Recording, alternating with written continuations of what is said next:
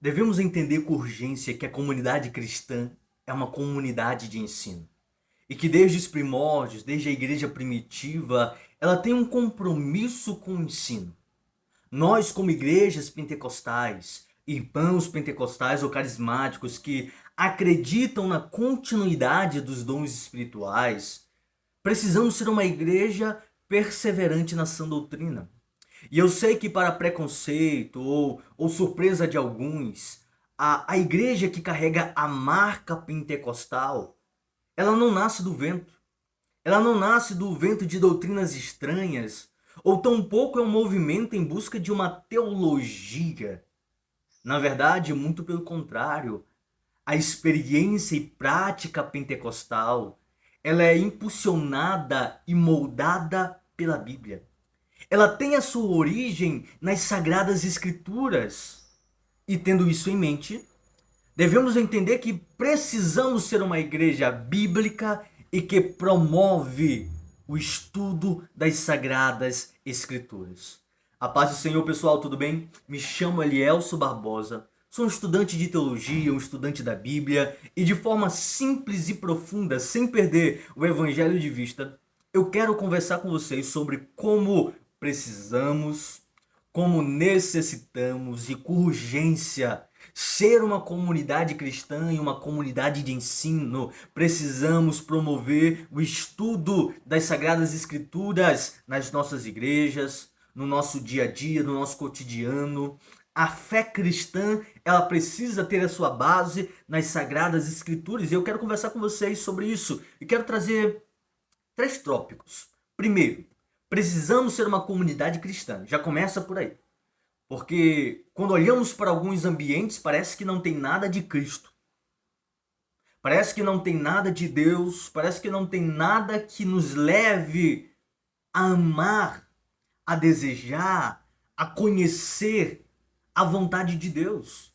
E quão perigoso é entrar numa comunidade, entrar numa igreja onde a promoção do estudo não acontece. A promoção de buscar mais a Deus por meio das Sagradas Escrituras, por meio da oração, por meio de uma vida de santidade, não existe.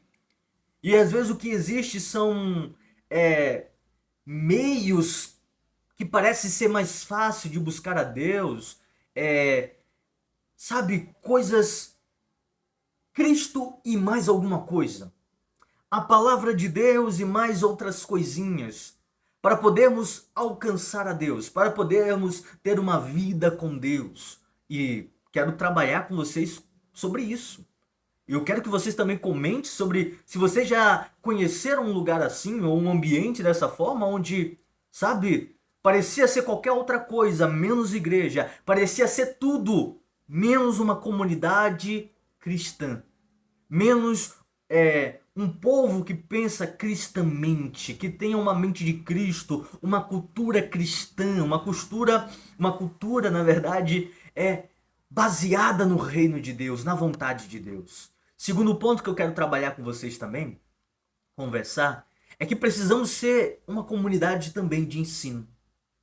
Já não basta olhar para uma igreja que não tem nada de Cristo e tampouco uma comunidade que não ensina nada, que não trabalha nas Sagradas Escrituras, que não ajuda a igreja a ser interpretar as Sagradas Escrituras, ser uma leitora da palavra de Deus. Então, precisamos ter isso em mente. Esse é o nosso segundo tópico. E o terceiro, para a gente finalizar, é que precisamos ser uma comunidade pentecostal. Precisamos ser uma comunidade inspirada.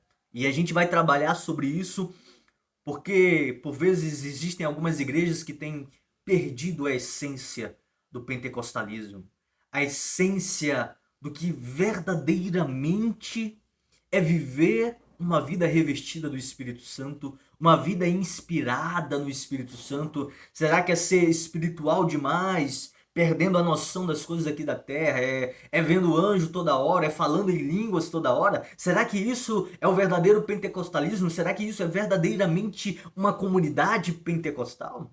Então, vamos trabalhar, vamos conversar um pouco sobre isso e não esqueça de seguir este canal para mais conteúdo como este. Deixe seu comentário, aquilo que você gostaria de ver, de ouvir aqui, a gente conversar sobre. Vamos lá. Primeiro, precisamos ser uma comunidade cristã. E o que a gente precisa para ser uma comunidade cristã? Primeiro, a gente precisa ser teocêntrica e cristocêntrica. Precisamos ser uma comunidade que fale de Deus, que fale de Cristo e de forma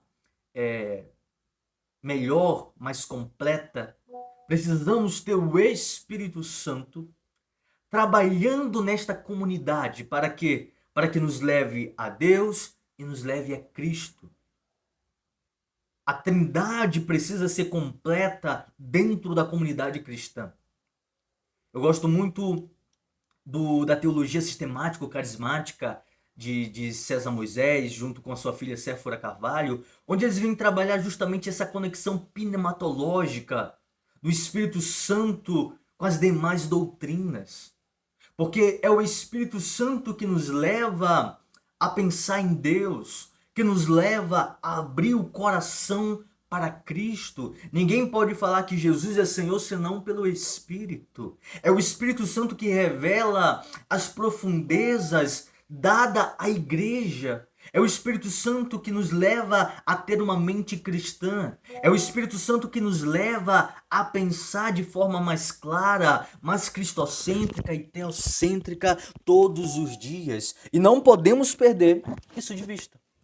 Não podemos perder, deixar de ser uma comunidade inspirada, teocêntrica e carismática. Está à disposição da igreja as riquezas infindas do Espírito Santo. Mas parece que, infelizmente, muitas igrejas têm rejeitado estas riquezas, desejando viver apenas como meros humanos, como meros homens, perdendo toda essa inspiração do Espírito. A comunidade cristã é uma comunidade sobre Deus. É uma comunidade sobre Cristo, uma comunidade sobre o Espírito Santo e não sobre homens. E eu sei que, por vezes, parece que as igrejas se resumem a Calvino ou a Armínio. E eu não estou falando aqui que você não pode ter uma posição, você deve ter uma posição, é claro. Mas eu quero trazer um conselho aqui de Paulo sobre justamente essa questão dentro da igreja, sobre esses posicionamentos que por vezes se resume apenas ao homem. 1 Coríntios, capítulo 1, a partir do verso 12, Paulo vai dizer: quero dizer com isto, que cada um de vós diz: eu sou de Paulo, eu de Apolo, eu de Cefas e eu de Cristo.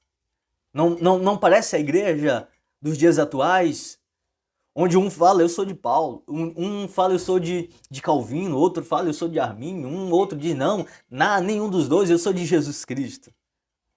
Aí Paulo vai dizer: está Cristo dividido? Olha a mentalidade de Paulo para a comunidade de Coríntios. Ei, me respondem. Cristo está dividido?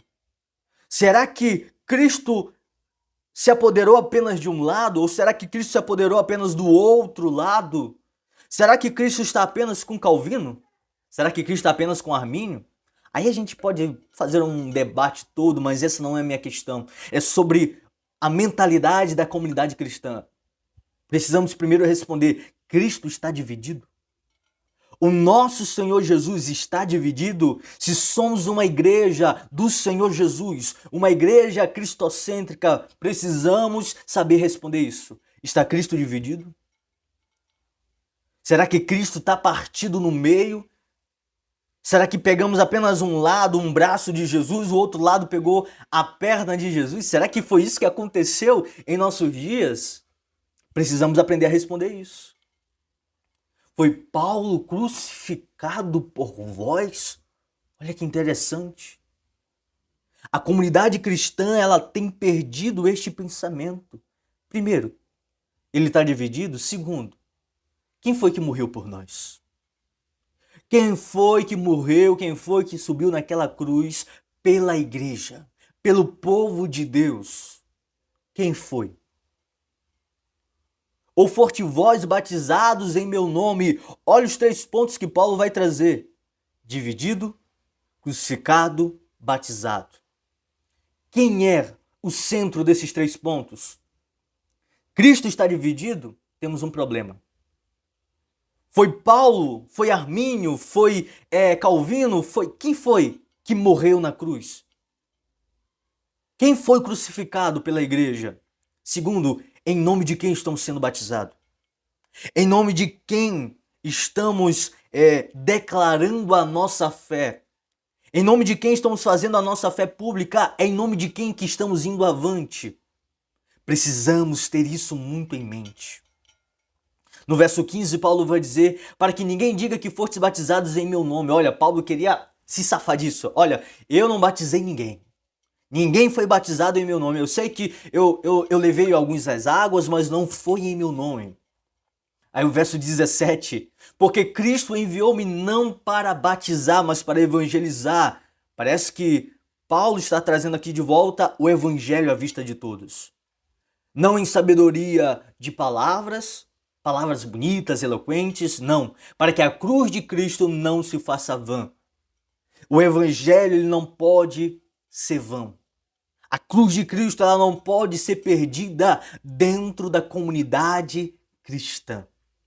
O evangelho precisa estar à vista, Cristo Jesus, o Pai precisa estar à vista e o Espírito Santo ele vai trabalhar isso de um modo espetacular, maravilhoso, trazendo sempre uma mentalidade cristã, uma mentalidade cristocêntrica, teocêntrica. E somente assim podemos produzir uma boa teologia. Uma teologia saudável, uma doutrina saudável, quando pensamos em Deus, quando pensamos em Cristo.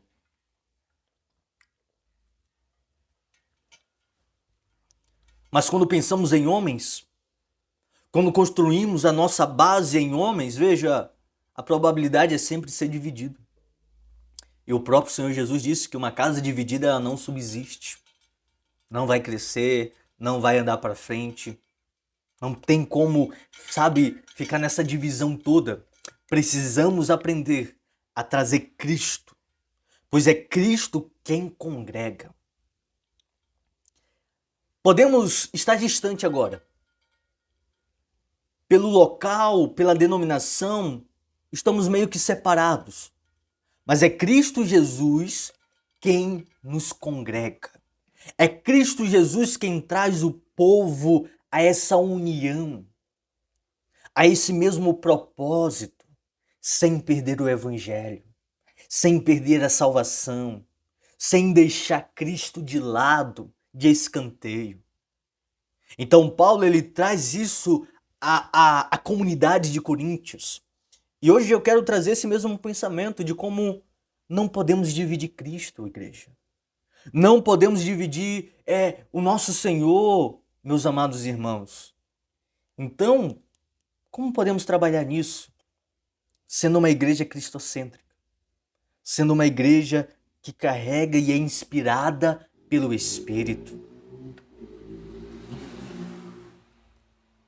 Segundo ponto, sejamos uma comunidade de ensino. Opa!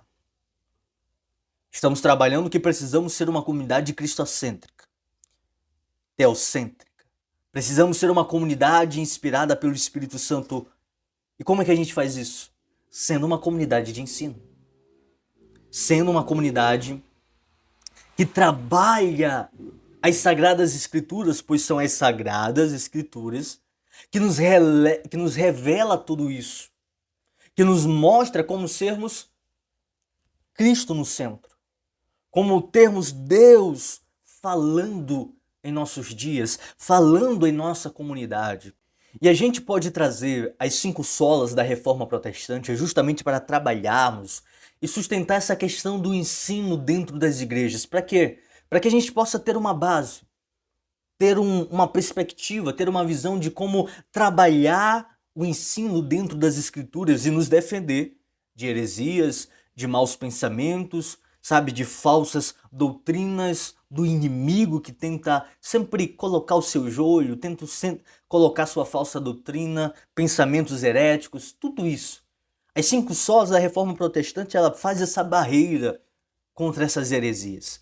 A primeira sola, que fala sobre a Escritura, somente a Escritura, fala sobre como a Bíblia é a única regra de fé e prática e a autoridade final para a nossa crença e conduta e para a igreja.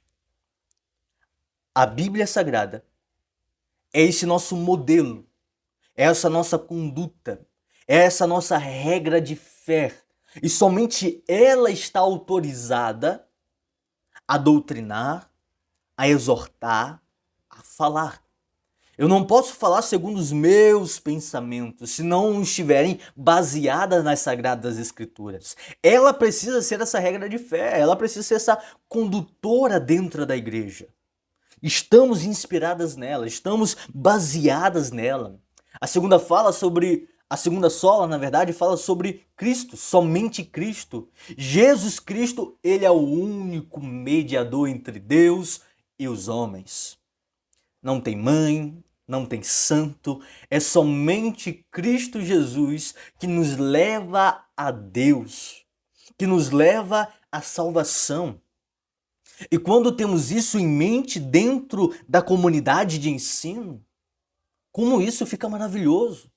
Porque eu não vou olhar para homens, eu não vou me perder em homens, eu não vou me perder em outros intercessores, outros mediadores, não. Eu vou me depender apenas em Cristo. Eu vou buscar somente a Jesus o tempo todo.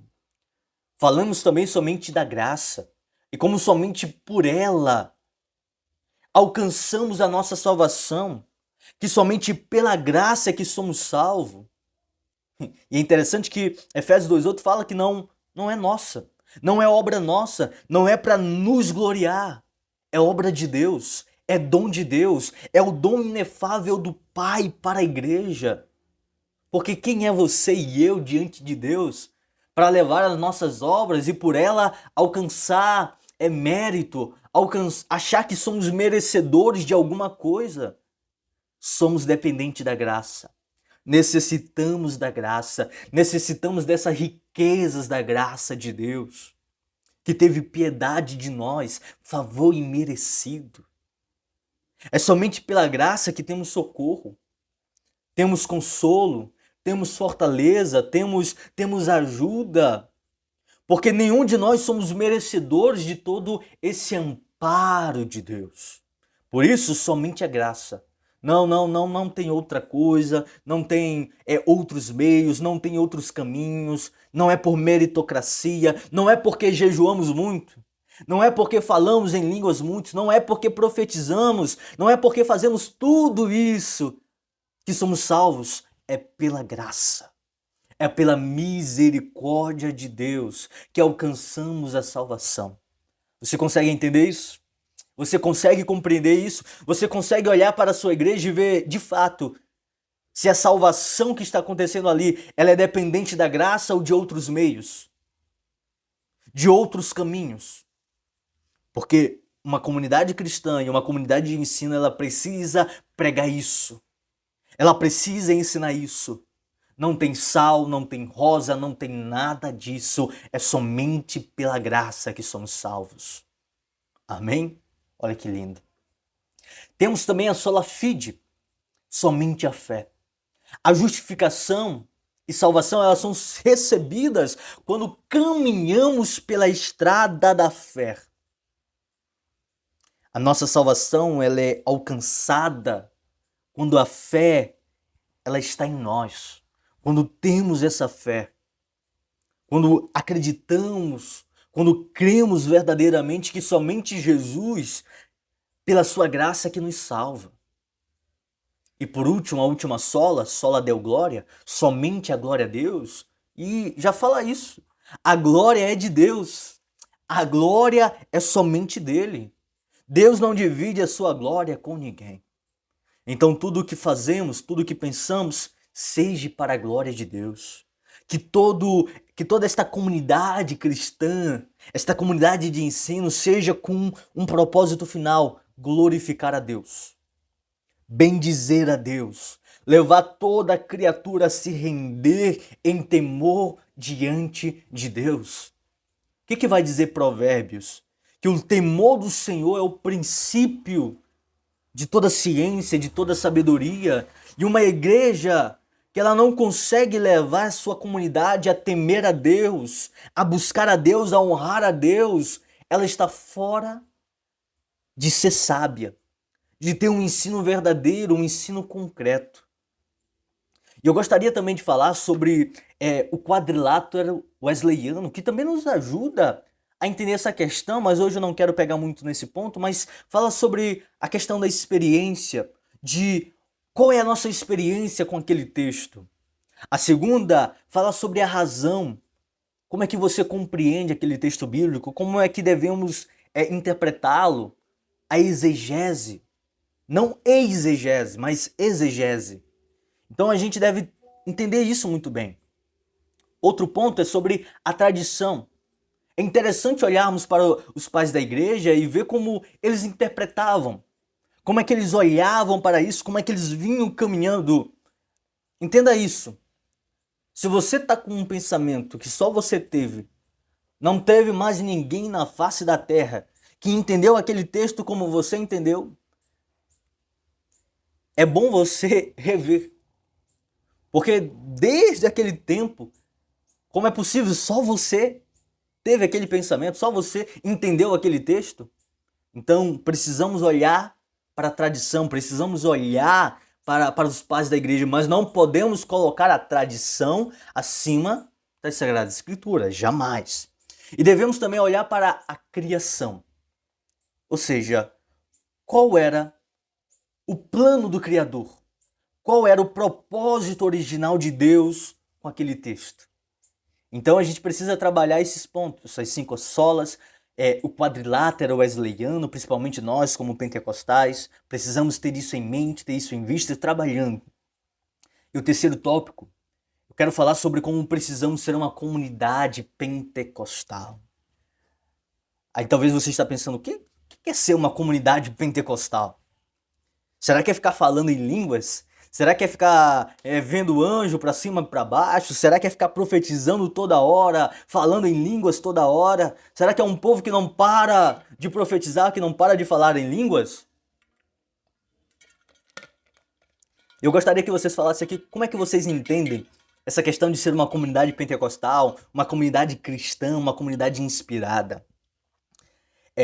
Sobre a comunidade pentecostal, não estou falando de denominação, porque ser pentecostal não é uma denominação, mas uma marca, é um movimento. E talvez a sua igreja tenha, talvez a sua igreja não tenha esta marca, mas quero falar nesta perspectiva, nesta visão, e falar sobre as 5 declarações do pentecostalismo clássico, e que são aplicáveis a todas as esferas públicas, até mesmo incluindo a política. Então nós como pentecostais, nós temos essa perspectiva, essa cosmovisão, essa forma de ver e de entender as coisas. Quais são essas 5 declarações, Elielson? Primeira, Jesus salva. Olha que lindo. E ainda dizem por aí que o pentecostalismo não tem nada de Cristo. Gutierrez, em seu livro Revestidos de Poder, uma introdução à teologia pentecostal, ele fala sobre como o pentecostalismo lembrou ao cristianismo global que o Espírito Santo ele está ativo, mas que ele é somente discreto e que ele veio para testemunhar e lembrar o senhorio de Cristo dentro da igreja. Sabe, ser pentecostal não é apenas ficar falando em línguas, mas é ser cristocêntrico e muito cristocêntrico. Você pode olhar para o nosso inário das Assembleias de Deus e ver como todos os hinos ali são cristocêntricos. Nos leva a pensar em Cristo, nos leva a nos render a Cristo, nos leva a amar a Jesus Cristo, a entender a Jesus Cristo, a entender que Jesus é verdadeiro Deus. Então ser pentecostal é ter essa marca. E qual é a primeira marca? Jesus salva. O pentecostalismo entende isso. Que não é línguas que salva alguém. Que não é profecia que salva alguém. Que não é esse poderio todo que salva alguém. É Jesus Cristo. É Ele que tem o poder da salvação em suas mãos. E não somente a salvação, mas, sabe, salvar todo o povo, salvar toda uma humanidade. Jesus Cristo, ele veio com esse ideal de salvar o homem que está caído. Segundo ponto, Jesus batiza no Espírito Santo.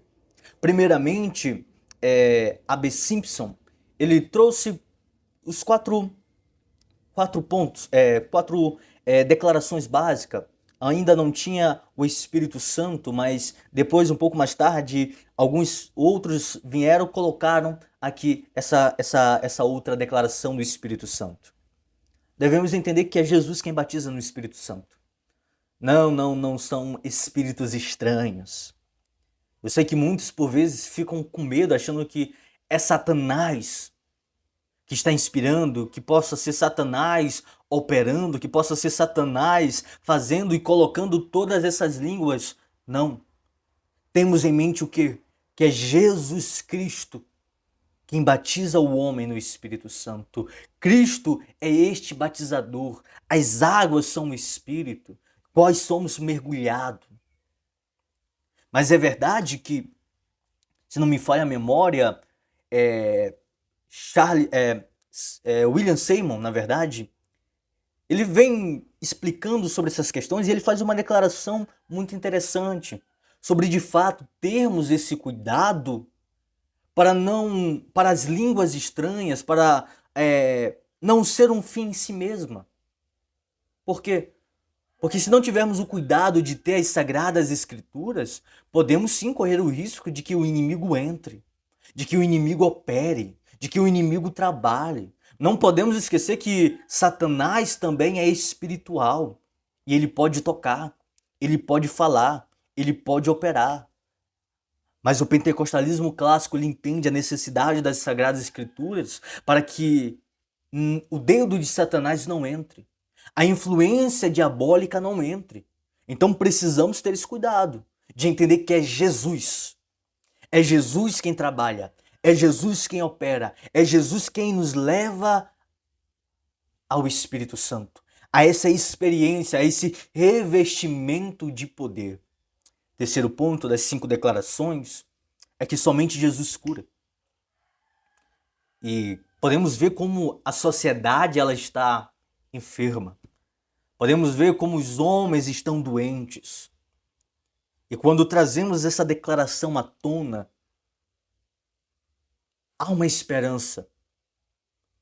Reconhecemos que Jesus ele ainda opera milagres, de que ele ainda opera maravilhas, sabe? De que ele ainda faz todas estas coisas.